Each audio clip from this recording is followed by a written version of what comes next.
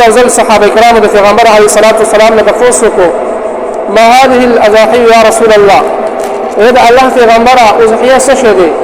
یعنی قربانی څه شه دي حقیقت څه دي څه ته ویل کیږي د پیغمبر علیه الصلاۃ والسلام تقول سنة ابيكم ابراهيم دا اساس د فلار د ابراهيم عليه الصلاه والسلام طریقه ده يعني ابراهيم عليه الصلاه والسلام مسکه ولا اضحيه به کولا دا د هغه طریقه ده بیا صحابه کرام تفوس کوي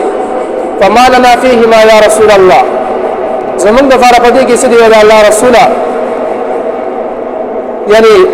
په قرباني کې موږ د فار صفه ده موږ ته پدې باندې صلی الله علیه پیغمبر علیه الصلاۃ والسلام ورته فرمایي بكل شعره حسنه د هر یو وخت په ایواز کې یو نیکی ده بیا صحابه کرام فرمایي فصوف یا رسول الله اذا الله رسوله آیا د ګړې یعنی د وړې هم دغه هغه باندې هم دغه یو نیکی ملاويږي پیغمبر علیه الصلاۃ والسلام ورته فرمایي او د وړې هم دغه حساب دی وما عزت من دورو په دې حدیث شریف کې د فائدې بیان شولې یو خدا چې دا ده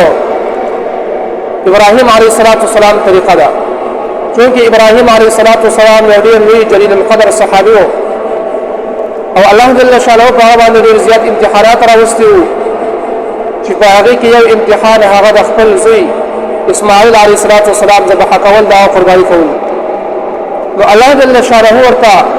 په دې امتحان کې نجات ورکو په دې امتحان کې کامیاب کو نو الله جل شانه ته دا عمل د موفق شو تر قیامت پورې په مسلمانانو باندې عمل جاری کو بل محترمو چې د هر یو وخت په ایواز کې کوم دی ونی کیدا نو کو انسان سوچ کې محترمو چې په ساری باندې څومره وختان وي د شمیر نه بهر یو محترمو نو په لک سات کې انسان بنه کو اعمال کوم ذخیره برابرول شي نو انسان لپاره چې داسې بهترین عمل هغه چې هم فی نه دی ځکه په قرباني باندې ډیر زیات اجر او ثواب ملاويږي انسان ته بل فضائل کې راځي محترمو حضرت زید بن ارقم رضی الله عنه فرمایي حدیث شریف کې راځي یعنی د قیامت پر ورځ کله انسان د قبر راځيږي دغه به بهترین استرلې وګوري او بهترین اسبه وګوري چې هغه مخامخ ولاوي د هغه وختان باندې کوم دی هغه د سپینو ضروري او د هغه سترګې په یاقوت او د مرجان وي او قران باندې کوم دی هغه د سپینو ضروري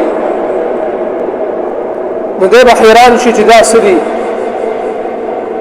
د به کوم دی د به اوای فما رايت شيئا احسن منك دا خما بدون مخکې خما داسې اس چرته هم نور ډېر زیات حسین او خسته په شکل او صورت کې موجود دی نو عزتمن درونه بیا دا هغه ورته وایي زستا هغه قرباني ما تا چې په دنیا کې کوم قرباني کړو ما نو بیا ورته هغه وایي چې زما په ملا باندې کوم د سور شه او دې باندې کوم روان کی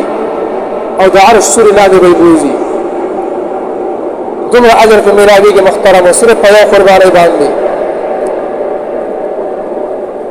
حضرت علي رضی الله عنه حدیث شریف